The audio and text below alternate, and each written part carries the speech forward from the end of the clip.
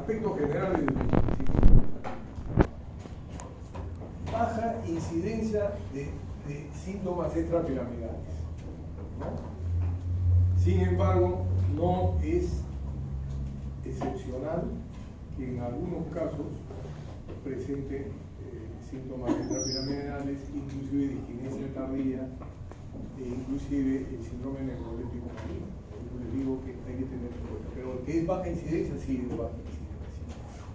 Mejoran la función cognitiva, así lo manifiestan algunos estudios. Eficaces en síntomas negativos de la esquizofrenia, porque es el único entidad nosológica que tiene síntomas negativos deficitarios. ¿Cuáles son? La logia, ¿no? La apulia, la apatía y la anedonia, ¿no? Entonces, eso es lo que mejora de los síntomas negativos deficitarios. No producen disquinesias tardías. Bueno, hablemos la mayor parte de los casos, ¿no? Pueden haber algunos casos, como les digo, que sí, y mejoran el cumplimiento, eso en definitiva. Porque ustedes se habrán dado cuenta que un paciente abandona el tratamiento cuando conoce de los efectos adversos, ya sea extrapiramidales, aumento de peso, etc. El paciente comienza a cuestionar al médico tratante y ya no toma la medicación. Entonces, por eso es bueno, hoy en día el tratamiento tiene que ser conversado de alguna manera con el paciente. El paciente tiene que tener conocimiento, qué cosa es lo que se le está prescribiendo, para qué y cuáles son los efectos secundarios. Entonces, hoy en día es mejor que el paciente tenga ese tipo de información. Es más, algunos ya vienen ya informados, porque ellos vienen ya de haber leído en internet, etcétera, ¿no? O la familia también. Vámonos a las guías. Las guías es lo que mejor nos ampara en casos de problemas que pueda tener el médico. Entonces, las guías nos dan las pautas. Que habla de la guía de NICE, ¿no? Esta guía, fíjense que está vigente, dice: los antipsicóticos atípicos, como puede ser la misulprida o la olanzapina, quetiapina, risperidona, deben valorarse como tratamiento de primera línea en esquizofrenia recién diagnosticada. O sea, se dan cuenta, ni siquiera están hablando de que utilicemos los típicos, no. En cuanto tú tengas un paciente donde ves una esquizofrenia, donde hay los síntomas premórbidos, ¿no?, de la enfermedad, o prodrómicos o prepsicóticos, en ese momento le das el tratamiento antipsicótico moderno. ¿Por qué? Porque de esa manera vas a preservar la función mental del sujeto.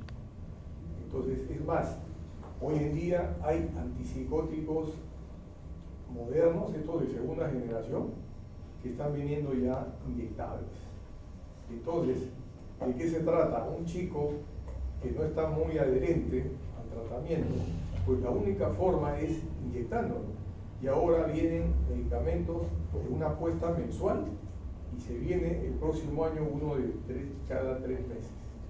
Entonces, fíjense las ventajas. Son realmente muy ventajosas, ¿no? Porque sigue así. ¿Por qué? Porque ese cerebro de ese chico no se va a deteriorar y va a tener algún tipo de calidad de vida, que es lo que se espera de esta gente, ¿no? De que no se deteriore. Porque ¿qué cosa es lo que deteriora a un paciente con esquizofrenia? Las reagudizaciones. Recae el cerebro, más difícil en salir de ese cuadro, ¿no? Cada vez la recaída hacen de que vaya deteriorando más las funciones mentales del paciente. Entonces, este es un criterio interesante, ¿ya? Que quiero que ustedes lo capten. El otro, el antipsicótico atípico, se considera la medida más idónea de tratamiento del episodio esquizofrénico agudo cuando no es factible conversar con el sujeto. Sin embargo, hoy en día es importante, como les digo, conversarlo con el paciente. Es importantísimo. ¿Por qué? Porque ya no es la relación médico-paciente de antes, donde había el paternalismo y uno asumía. No. Esto tiene que conversarse no solamente con el paciente, sino con la familia, para que la familia vea las bondades del producto, del medicamento, y mejore el cumplimiento. Después, ¿qué más dice acá? El antipsicótico atípico debe valorarse ante todo sujeto que sufre efectos adversos y inadmisibles con algún antipsicótico convencional. Obvio, ¿cierto? El antipsicótico atípico se planteará ante una recaída de síntomas que previamente no se hubiera controlado de manera adecuada. También está así.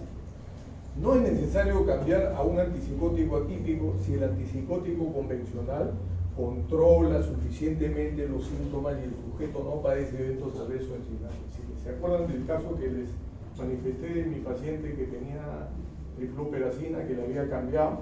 Pues acá lo dice bien claro, ¿no?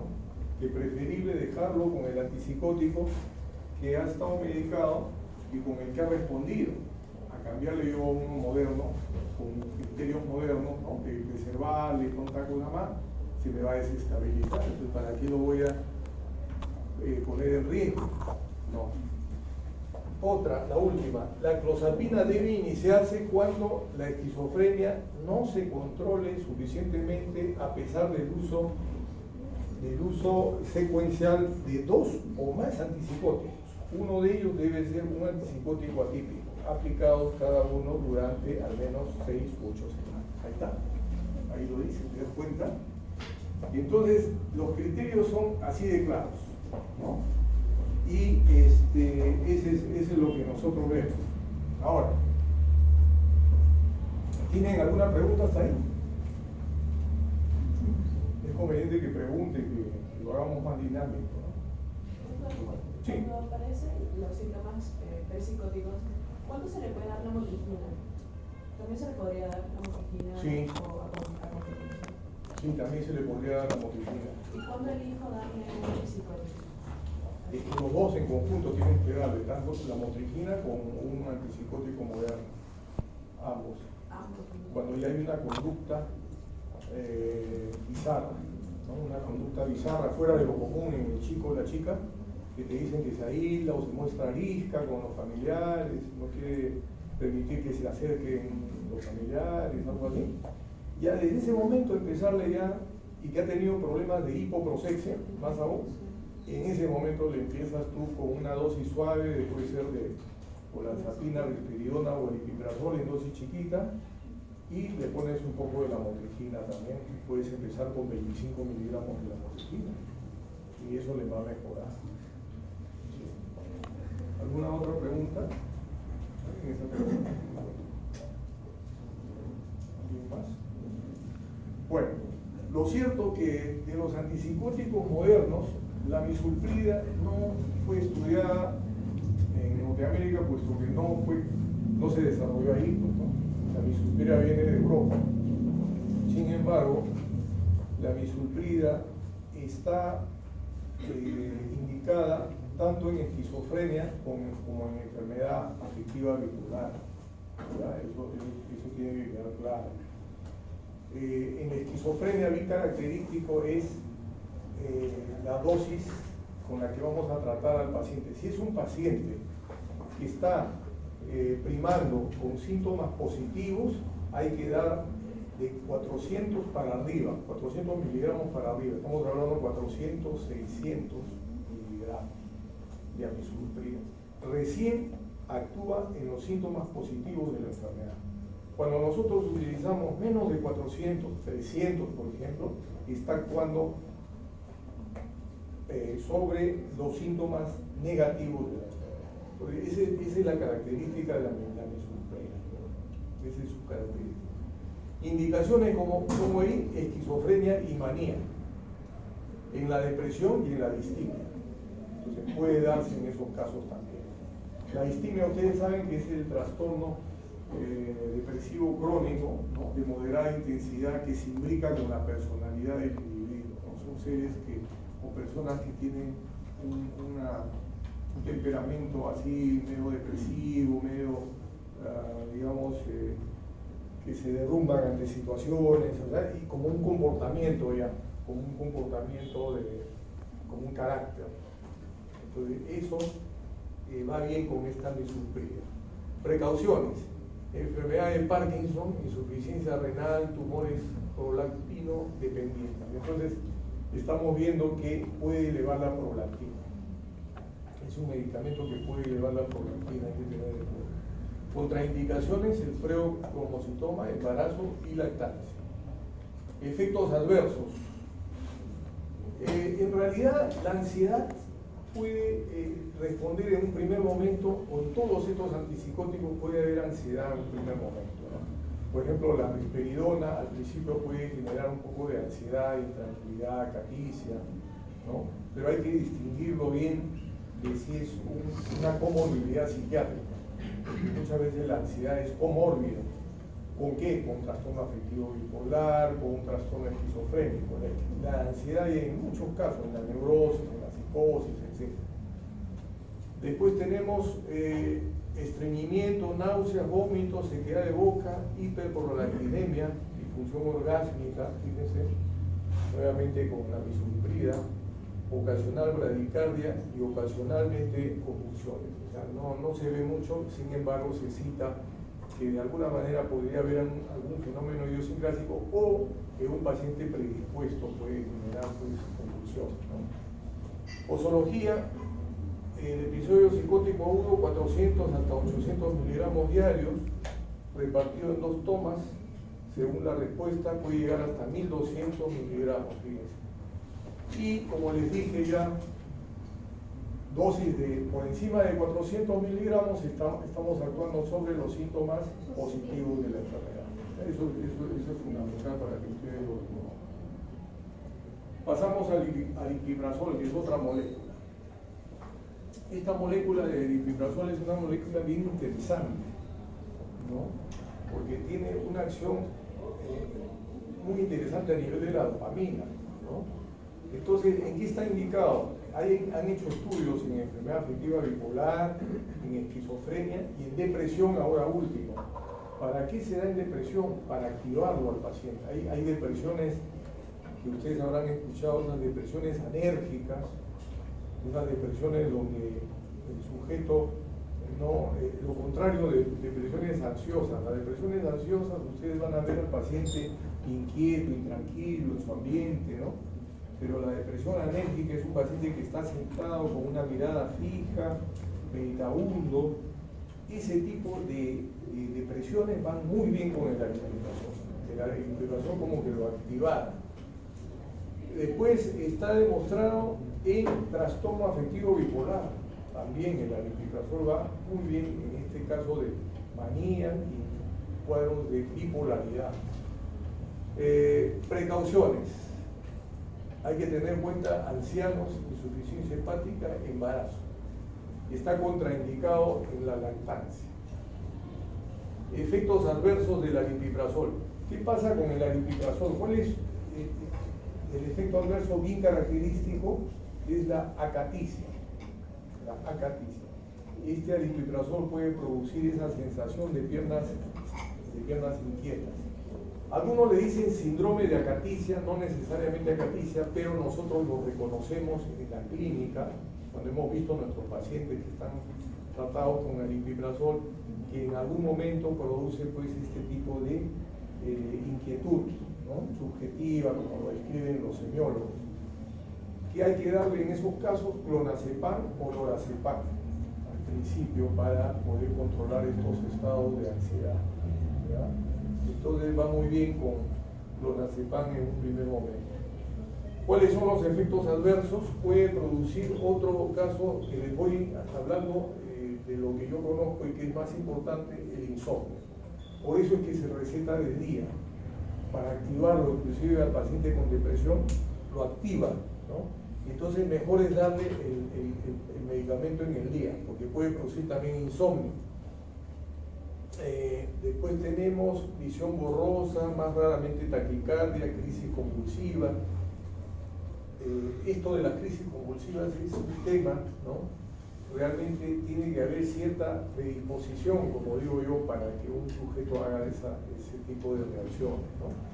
Después, muy raramente, hipercialorrea, lo que hemos visto con los de baja potencia o los de alta potencia, los típicos, el haloperidol, ¿no? Que les mencionaba que producía cialorrea como un efecto extramiliaridad adverso, digamos, esa cialorrea puede darse también en estos casos, ¿no? Pancreatitis, dolor torácico, agitación, alteraciones del lenguaje, agarrotamiento, priapismo, alteraciones de la regulación térmica.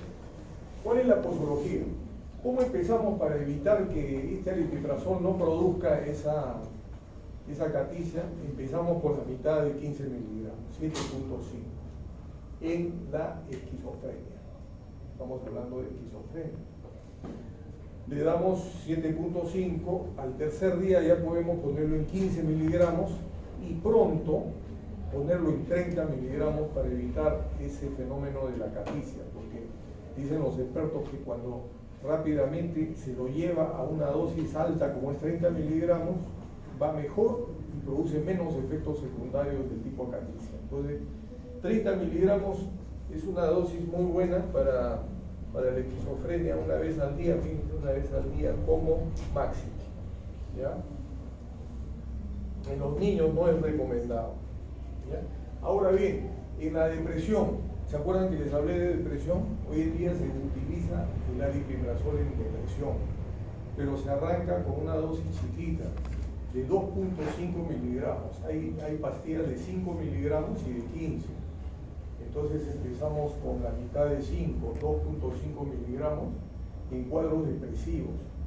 Si no responde con 2.5, podemos elevarlo a 5 miligramos. Y con 5 miligramos lo activamos al paciente que está anérgico y mejoramos un poco sus actividades de la vida diaria, ¿no? Porque como les digo, como está él inactivo y con una mirada fija, entonces no ayuda mucho, ¿no? En los trastornos afectivos bipolares también va muy bien, tanto en la manía como en los cuadros depresivos que acabamos de referir. Entonces en la manía está aprobado también, se han hecho estudios y va muy bien en los cuadros de manía, ¿no?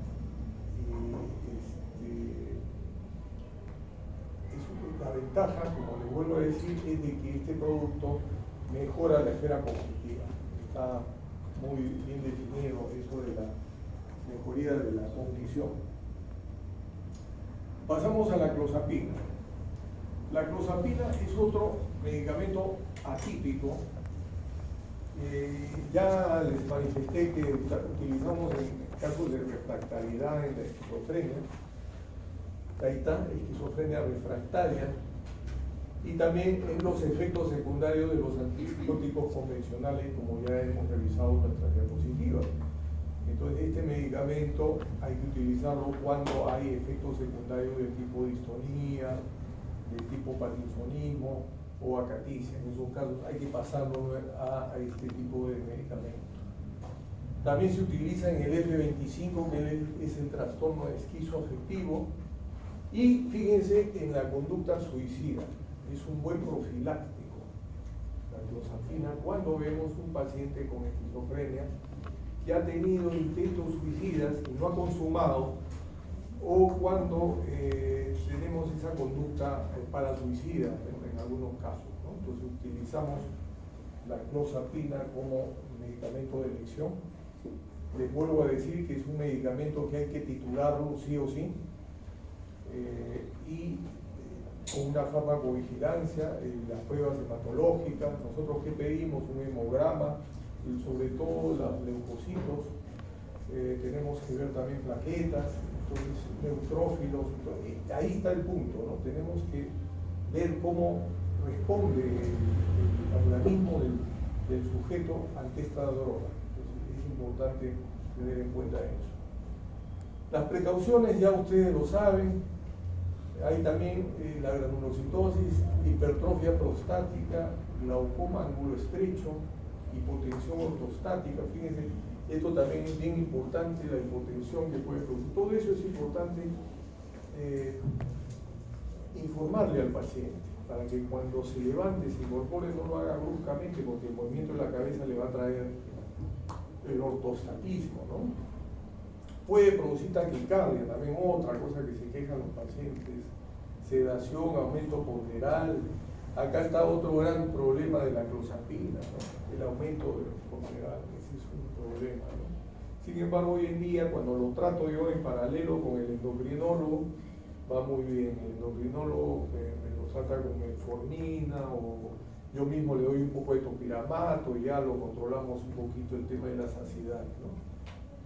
Después tenemos problemas en la función hepática y convulsiones, que ya les menciono por segunda vez, que esta droga puede tener esa propensión.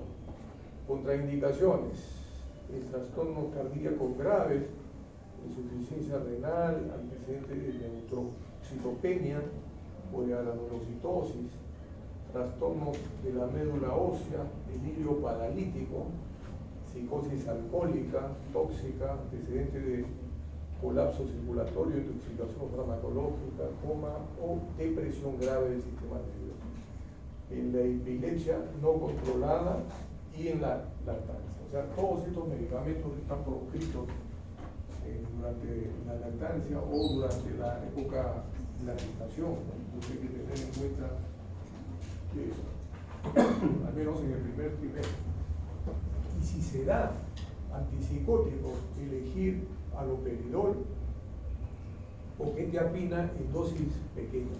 Por ejemplo, a una gestante que está maníaca, que le damos haloperidol con quetiapina, lo combinamos, y psicoterapia, bastante psicoterapia para controlar, ¿no?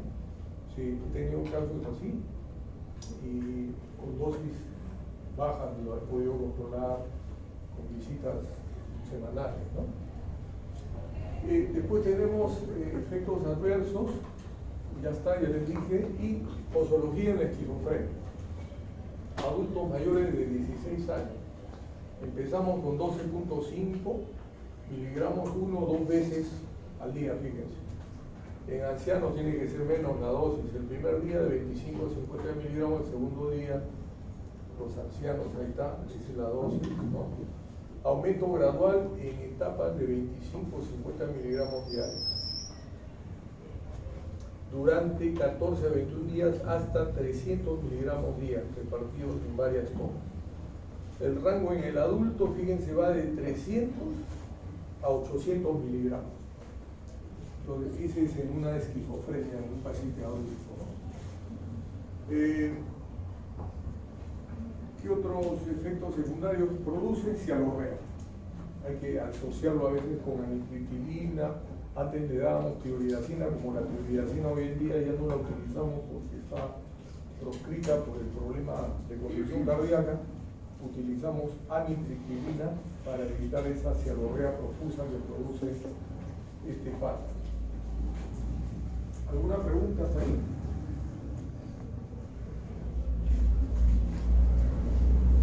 ¿Alguna pregunta?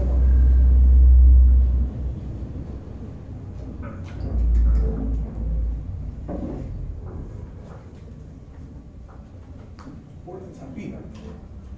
La olanzapina es otro antipsicótico que fue aprobado por la FDA para la esquizofrenia, para el trastorno afectivo bipolar, tanto en la depresión bipolar como en la manía, fíjense. En la depresión bipolar se utiliza asociado con fluoxetina, y en la manía en dosis altas de 20 e inclusive algunos hasta 30 miligramos diarios. Va muy bien, controla esos episodios maníacos. Precauciones: el aumento de peso también. Ese es un gran inconveniente de la olanzapina y la clozapina. Ya tenemos dos medicamentos que pueden producir síndrome metabólico. Entonces, ¿qué puede producir también? Hipertrofia prostática, glaucoma de ángulo estrecho, hilo paralítico, diabetes, ictus. Puede inducir una diabetes. Ese es lo peligroso de estos fármacos. Miedo, depresión, trastornos hipereosinofílicos, eosinófilos, enfermedad mieloproliferativa, enfermedad de Parkinson, alteraciones de la función hepática y en demencia por riesgo de stroke cerebral.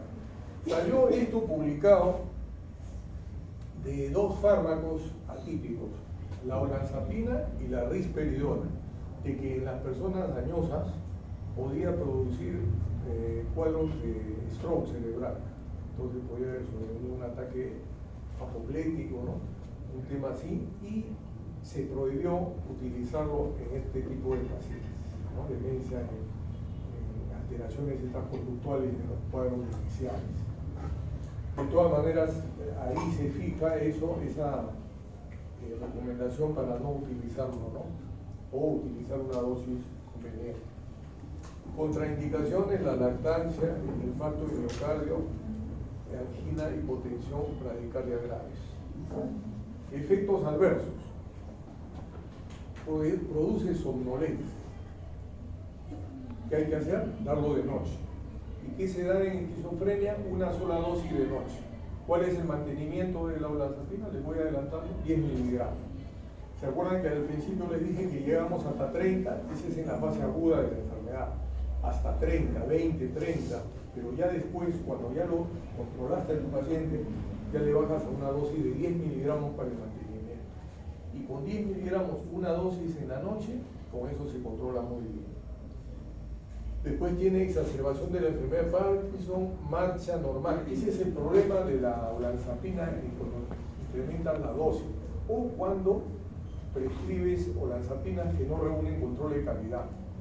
¿Qué pasa? Los eventos adversos se hacen muy ostensibles. Uno de ellos es el extrapiramidalismo con la olanzapina.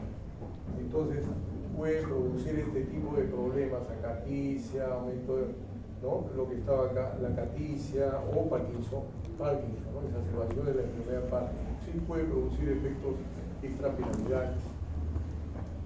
Aumento del apetito, aumento de la temperatura corporal, elevación de la concentración de triglicéridos y edema.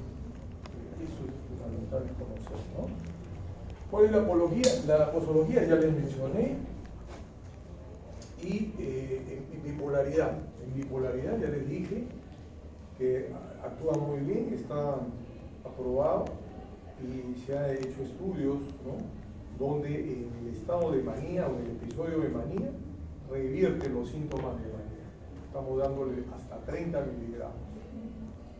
¿Han visto ustedes un paciente maníaco en emergencia en algún momento? ¿Seguro? Son estados de emergencia realmente, son estados de agitación. El paciente llega a la agitación, puede estar paranoide y puede estar con delusiones de grandeza, ¿no? Delusiones de grandeza, delusiones paranoides. Ahí sí o sí hay que tratarlo. Qué bueno si tuviéramos ciprasidona parenteral. Empezamos con 10 miligramos en la mañana, 10 miligramos en la noche, suspenso de diazepínicos endovenoso, puede ser midazolam, puede ser diazepam, y con eso lo controlamos. Y le pasamos a la vía oral, le damos 20 miligramos hasta 30 miligramos un episodio maníaco, lo controlamos. ¿Y cuál es la dosis de elección en la manía? No es 10, sino 15 miligramos de mantenimiento. Y 15 miligramos va muy bien, más un anticonvulsivante. Acuérdense, el cuadro de manía tiene que ir sí o sí, mejor es un atípico más un estabilizador, puede ser litio, puede ser valproato, esos dos, porque carbamazepina y olanzapina interactúan, no conviene, pero olanzapina, valproato puede ser, o litio. ¿Ya? Entonces, así se tratan los cuadros de manía. Y la depresión está aprobada para la depresión bipolar. ¿Ustedes se acuerdan? Son 3 fármacos. Uno de ellos es la lamotrigina, otro es la quetiapina y otro es la olanzapina más fluoxetina. En Estados Unidos está una cápsula que tienen ambos, fluoxetina más olanzapina. No necesitan combinarlos, sino ya viene una cápsula con ambos. Entonces, así es el tratamiento, ¿no? Eso sería en cuanto a la olanzapina. Quetiapina es otro de los atípicos modernos. Está indicado en psicosis aguda, esquizofrenia y el trastorno afectivo bipolar. Es uno de los mejores estabilizadores del ánimo que existe, de los atípicos, porque estabiliza, como les dije, de abajo arriba y de arriba abajo, o sea, cuadros maníacos y cuadros depresivos. Muy bien, va. y viene en presentaciones de 25, 100, 200, 400, 300 y 400 miligramos. Entonces,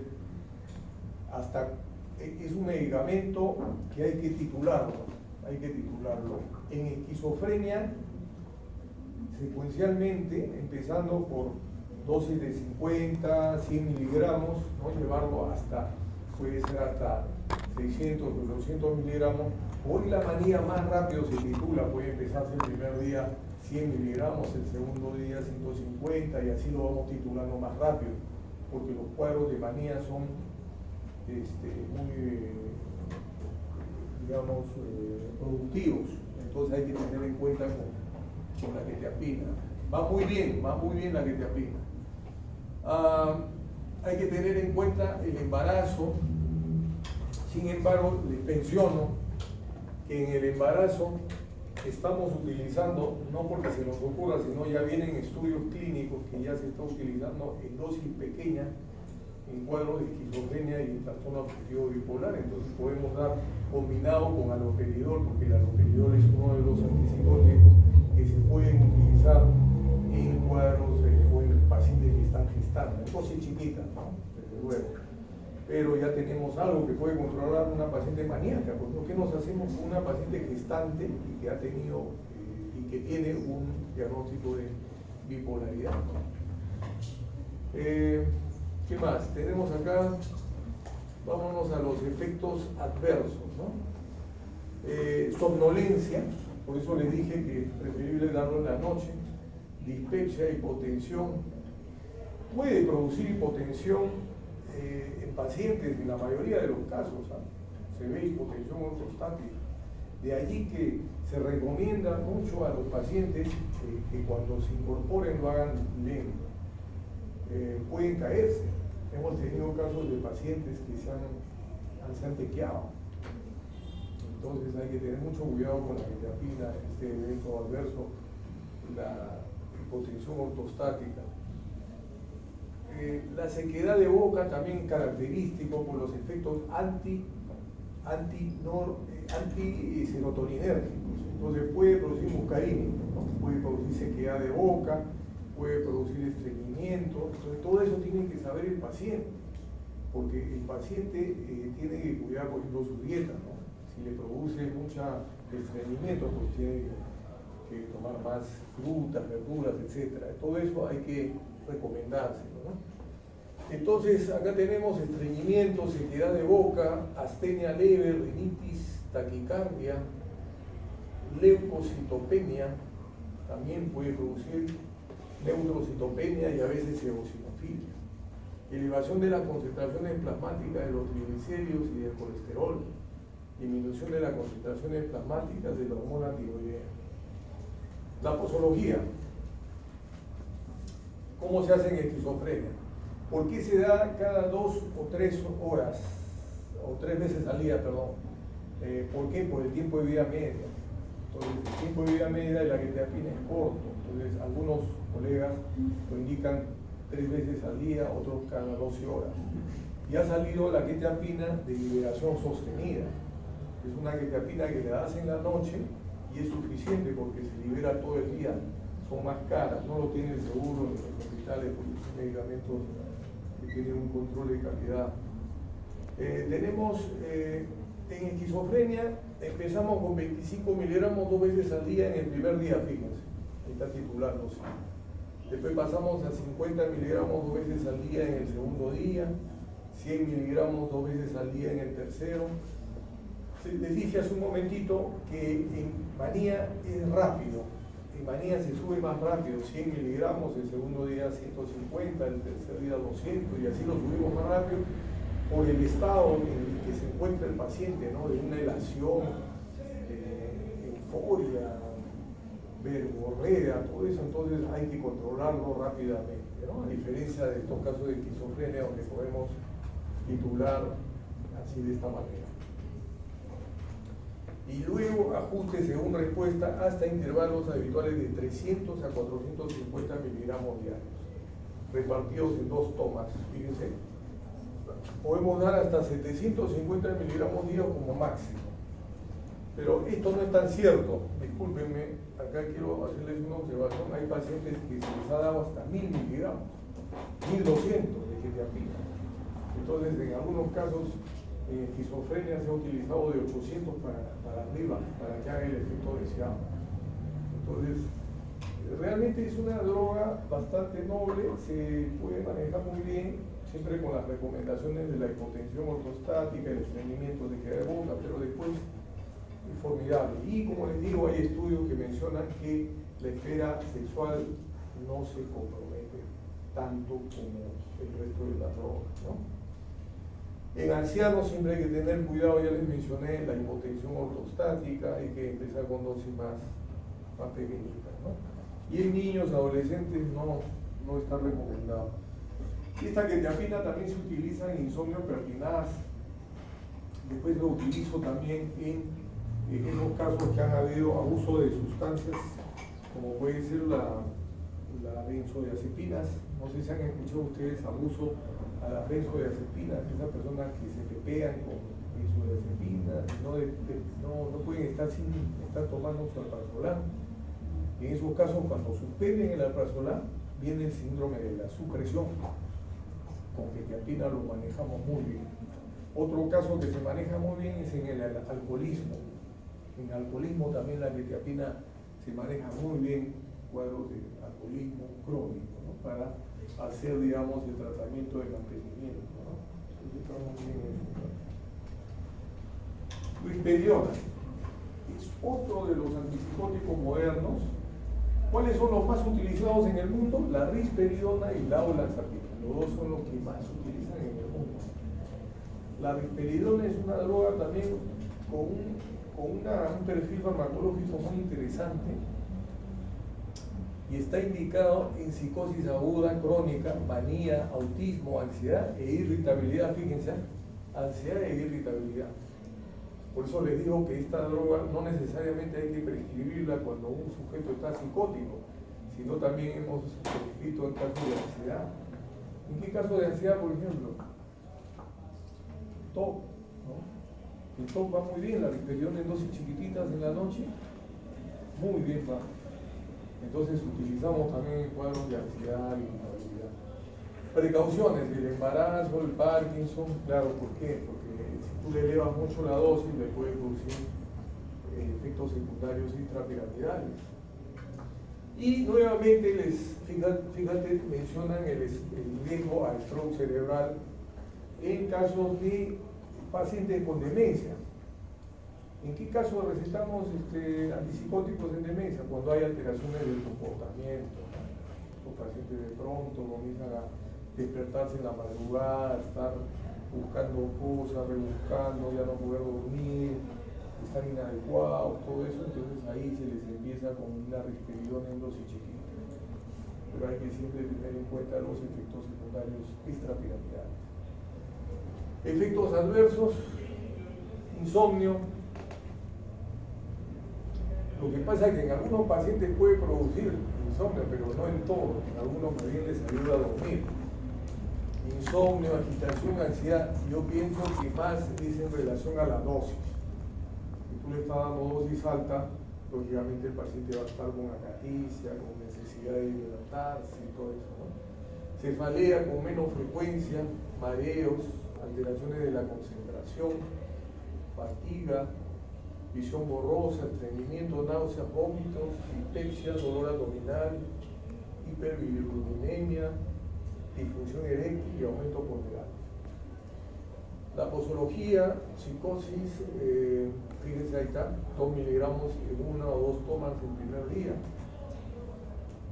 Lo bien característico de la risperidona, el primer día empiezas con 2 miligramos, 1 miligramo en la mañana, 1 miligramo en la noche. El segundo día al doble, 2 miligramos en la mañana, 2 miligramos en la noche, sería 4 miligramos. Y el tercer día ya lo pones en 6 miligramos. Sería de 3 miligramos en la mañana y 3 miligramos en la noche. Y llegas a la dosis óptima en esquizofrenia rapidísimo el tercer día. Se titula bien rápido. Y es un medicamento que si tú lo utilizas a dosis óptimas, va muy bien con la esquizofrenia. 2 tomas nomás. Yo llego a veces a 8 miligramos. Ahí en el seguro tenemos de 2 miligramos, 2 de 2 en la mañana, 2 de 2 en la noche, son los 4 y 4, 8 miligramos. Y va muy bien. Si necesita biperidiano, le doy biperidiano. Ahí está. Y 4 o 6 miligramos, ahí está. Puede llegar hasta 10 miligramos, pero ahí está el problema de que puede producir efectos secundarios extrapiramidales, ¿no? Acá hablan una barbaridad de 16 miligramos, que yo les aseguro que no es conveniente. Hay algunos otros autores que mencionan que no hay que pasar de 10 miligramos. Si tú pasas de 10 miligramos, ya le estás propiciando que haya pues, un evento adverso extrapiramidal, ¿no? Ancianos, alteraciones de la función hepática renal, empezar con 500 microgramos 2 veces al día. Esto tienes que dosarlo, que se aumenta en escolares, bueno, en chicos que tienen problemas de autismo, ¿no? Sobre todo en autismo, en esos casos se utiliza la risperidona. En trastornos de comportamiento, ¿no? Esos chicos que son impulsivos, esos pacientitos con autismo y que están impulsivos o que con su compañerito pues no tienen a veces situaciones de, mejor dicho, tienen situaciones de confrontarse, ¿no? Ahí se utiliza ese cuadro. Y en manía, empezar con 2 miligramos una vez al día, aumentar, si procede, escalones de 1 miligramo al día, intervalo posológico. Bueno, en realidad en manía, como les digo, esa es la dosis, ¿no? Hay que empezar 4 miligramos. Si es un paciente que ya venía tomando la medicación, arrancar con 4 miligramos. 2 miligramos en la mañana, 2 miligramos en la noche, son los 4 miligramos. Al tercer día ya lo pones en 6 miligramos. En manía puede controlar. Estamos hablando de la manía que tiene que ir asociado con un estabilizador. O sea, estamos hablando de un anticonvulsivante o un líquido. Ahí sí o sí tienes que combinar. El combo es el tratamiento de elección en cuadros de manía. Solo no va bien. Un atípico solo, ¿cuál es mejor? ¿Un atípico solo o la combinación? La combinación, eso está demostrado. Entonces, ustedes verán en las visitas que pasamos ahí en la Herrera, a la mayoría lo combinamos. Así es. La ciprasidona. La ciprasidona es otro antipsicótico atípico que tiene presentación parenteral. Hasta ahora ya les digo que son 2, ¿no? La olanzapina y la ciprasidona. ¿Es correcto? La ciprasidona puede empezar con 20 miligramos en ampollas, en esquizofrenia, estamos hablando. Y tranquilamente ya desde ya puedes ir controlando una psicosis, ¿no? Y justamente está indicado en psicosis aguda, crónica, como en la esquizofrenia, manía, ansiedad, depresión asociado a psicosis. Entonces, todas estas indicaciones tienen la ciprasidona. Hay que tener en cuenta que la ciprasidona, nuevamente se lo menciono, tiene problemas a nivel de la conducción cardíaca, puede tener problemas en el QT, ¿no? Entonces ahí viene el problema, hay que tomarle un electrocardiograma urgente a un paciente que necesitamos indicarlo, subirle la dosis. Porque si le hemos empezado con 20 miligramos y lo tolera, ¿sabes a cuánto tiene que ir en esquizofrenia? Tiene que ir a 160 miligramos diarios, o sea, 80. Y ahí sí puede haber problemas de la frecuencia, de la conducción cardíaca, ¿no? ¿Alguna pregunta?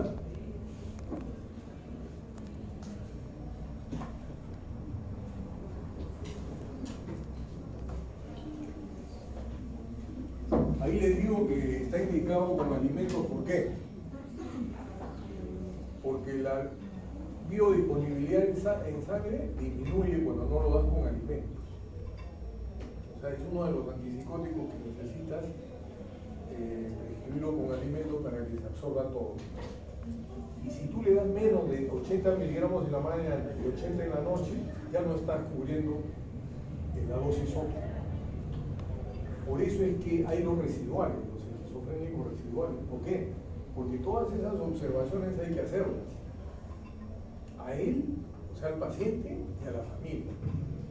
Que si no está tomando los 160 miligramos diarios, no está respondiendo, no hay efectividad. Bueno, contraindicado en lactancia, en la gestación también, efectos adversos, caso de sedación. En algunos casos hay sedación, otros lo toleran mejor, pero vemos que en algunos casos sí el efecto sedante es manifiesto. Ahora, yo les menciono mi experiencia con ciprasidona. He necesitado a veces sumarle algún otro antipsicótico, porque no hay. ¿Sabe qué parece esta molécula? Más parece un antidepresivo, porque tiene bastante acción a nivel de los receptores serotoninérgicos. Entonces, tiene esa peculiaridad. Cuando lo asocio con una risperidona o sulpiride, que es un típico, mejora. ¿No? Solo no me va bien. Estamos hablando de esquizofrenia. En manía ya hay diferentes cosas, ¿no? En manía está también validado, lo han hecho estudios, pero ahí tiene que ir asociado con un litio o con un valproato. La ventaja es que no aumenta el peso. Esa es una ventaja de la ciprasidona.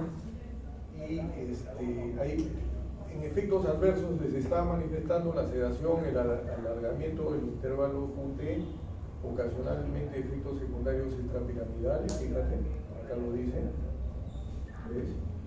Entonces pueden haber efectos extrapiramidales, yo he visto.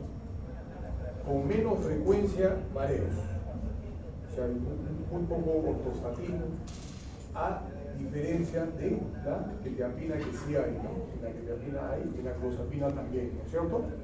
Hay ortostatismo.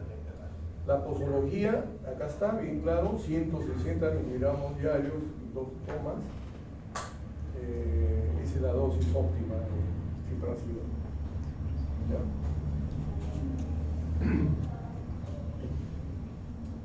Bueno, acá tenemos una lámina con las diferencias entre antipsicóticos.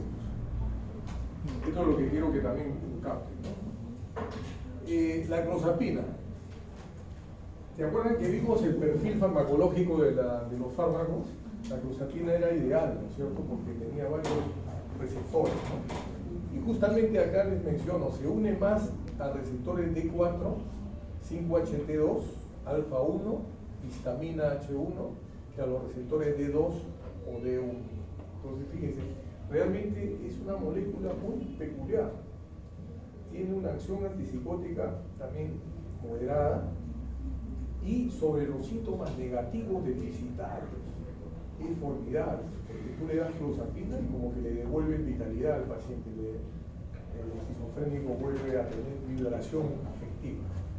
Entonces, esas características en el perfil farmacológico es interesante. La risperidona, similar potencia en bloquear receptores D2 y 5-HT2. Entonces ahí, ¿se dan cuenta? Es también un fármaco con esa peculiaridad en su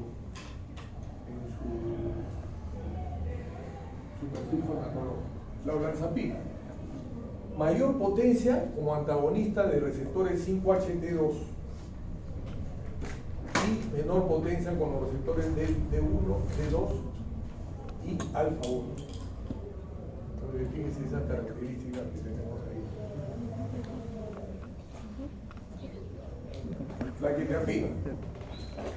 La quetiapina, molécula de menor potencia con antagonismo relativamente similar en los receptores 5-HT2, dopamina, histamina, alfa adrenérgico y alfa 2 adrenérgico. Entonces, fíjate por qué es que esta molécula produce pues esa hipotensión, ¿no? Siempre hay que tener mucho cuidado con la quetiapina por esa acción antinoradrenérgica, ¿no? Histaminérgica también puede elevar el peso, pero no tanto como una olanzapina o como una clozapina, o sí, pues esos dos que incrementan más el peso, ¿no? Hay que tener ese. El aripiprazol, efectos agonistas parciales con receptores D2 y 5-HT1A. Entonces, fíjate, también tiene una peculiaridad el aripiprazol, esos efectos agonistas parciales, ¿no? de la dopamina. La ciprasidona, una alta afinidad a los receptores D2 y 5-HT1A, afinidad sustancialmente mayor a los receptores 5-HT2A y bloquea los receptores alfa-1, adrenérgicos e histaminérgicos. En realidad tiene muy poca acción a nivel del peso, ¿no? Hay algo de peculiar en la ciprasidona que no te aumenta el peso, sin embargo puede dar somnolencia, ¿no? Somnolencia por ese efecto histaminérgico, pero el aumento ponderal no se ve con la ciprasidona, a diferencia de una olanzapina y una clozapina que sí pueden ver el aumento del peso. Y la clozapina, olanzapina y quetiapina son potentes inhibidores de receptores H1 histaminérgicos. Fíjate por qué es que te digo que estas moléculas pueden elevar el peso y producir síndrome metabólico.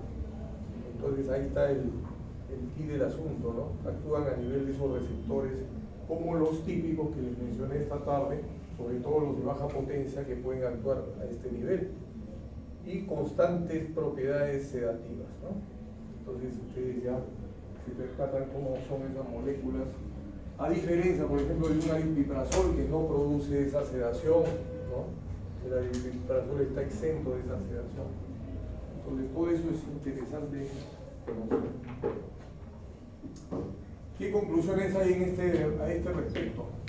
Los antipsicóticos atípicos producen efectos de bloqueo serotoninérgico como dopaminérgico, ambos. Este grupo de antipsicóticos tienen menos efectos extrapiramidales, la mayoría producen sobrepeso y resistencia a la insulina, excepto el aripiprazol. ¿Se dan cuenta? Posiblemente asociado a stroke cuando se utiliza en alteraciones conductuales de la demencia. ¿Sobre todo en cuál? En casos de olanzapina y risperidona. Esos dos están, digamos, observados por los expertos para que no se eleve mucho y no pueda suceder estos eventos, ¿no? De strokes. Puede tener toxicidad idiosincrática. En cuanto al metabolismo, unos ejemplos nomás del citocromo P450 que ustedes también van a revisarlo en su seminario. Por ejemplo, la fluvoxamina inhibe el metabolismo de olanzapina y clozapina, ¿no? Ya lo hemos visto en la anterior lámina también con las fenotiacinas, ¿no es cierto?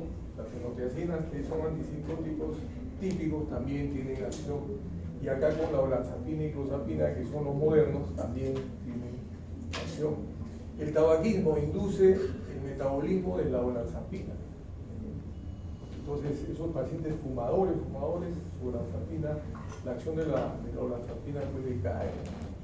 Y los inhibidores selectivos de la recaptación de serotonina inhiben concentraciones de antipsicóticos en general, incluyendo la fluvoxamina, ¿no? Que es un IRS también. Fenitoína produce concentraciones séricas de quetiapina, reduce concentraciones séricas en pacientes, ¿no? Que tienen epilepsia, ¿no? Entonces, en esos casos hay que tener en cuenta cuando se le da con quetiapina, hay que tener muy en cuenta. Y así otros, estos son unos ejemplos que ustedes van a investigar y van a hacer ahora en sus. ¿Ya terminaron seminarios de interacciones? Algunos ya lo hicieron. Bueno, acá también hay una lámina interesante.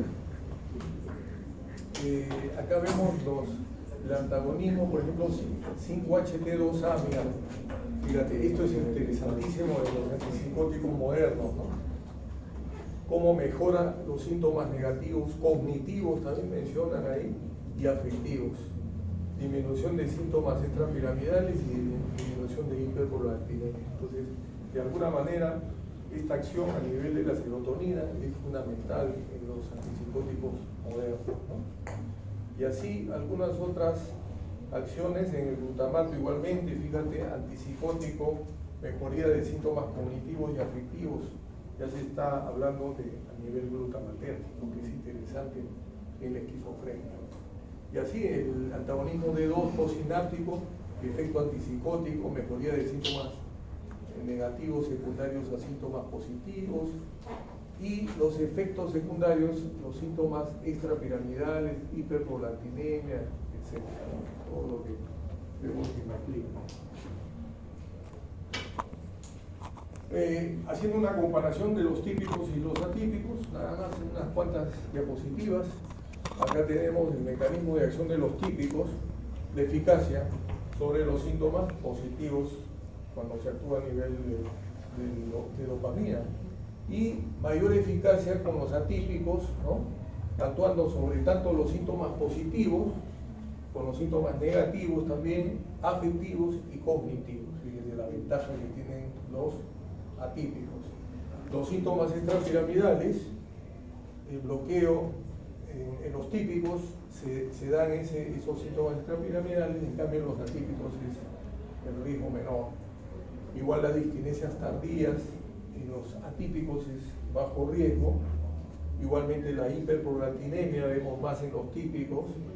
En los atípicos, si bien se presenta, pero está en menor proporción, digamos, ¿no? Entonces así. Después acá tenemos otro, efectos secundarios extrapiramidales, igual, hiperprolactinemia, vinculado a receptores D2 mesolímbicos, los típicos 3 cruces, los atípicos 2. Siempre a nivel de 2 actúan tanto uno como el otro, ¿no? Eficaz para síntomas negativos deficitarios, los atípicos definitivamente. Y el déficit cognitivo, fíjense, ya se está actuando, ya se está manifestando mucho esto del déficit cognitivo. Con los atípicos habría una mejoría ostensible. Y los efectos benéficos en depresión o suicidio, fíjense, ¿cuál de ellos les mencioné esta tarde? La clozapina, ¿no es cierto? Con la clozapina estaríamos mejorando mucho esa situación de riesgo que tiene el paciente esquizofrénico o el paciente bipolar, ¿no? Para el suicidio. Y una más que también algo relacionado, tenemos acá fenotiacinas alifáticas, la clorpromazina. Esto ya lo hemos revisado muy bien, y eso que está ya, ustedes lo han captado. Acá está la risperidona, fíjense, potencia alta, como un haloperidol, fíjate cómo se compara. Acá en cambio el efecto extrapiramidal, acá mencionan que es bajo, ¿no? Y eso es de acuerdo a los miligramos. Si tú le das muchos miligramos de risperidona, puedes producir también ese efecto extrapiramidal, very high, dice acá, también con la risperidona. Pero por eso digo, hay que dar la dosis óptima sin causarle problemas al paciente. La sedación es baja, el haloperidol también es bajo.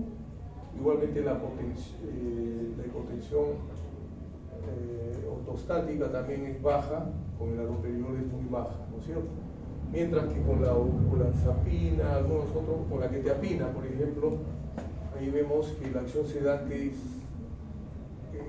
comparándola, pues es un poquito más, ¿no? Con la quetiapina. Con la quetiapina hay más sedación realmente, ¿no? No sé si será mínimo, pero sí hay sedación. La hipotensión ortostática, acá menciona mediano, ¿no? Pero sí hay ustedes que han acompañado a sus profesores con la quetiapina, a veces hay ese tipo de hipotensión ortostática cuando el individuo se levanta bruscamente de la cama, ¿no? O movimientos bruscos, ¿no? Entonces, son algunas diapositivas que ustedes la van a revisar tranquilamente. ¿Alguna pregunta?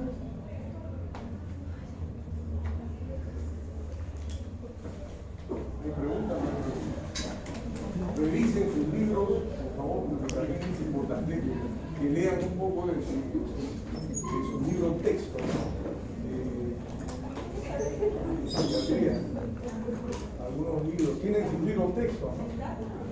¿No? En Kaplan es suficiente. Rotondo es clínica, no hay farmacología. Muy bien.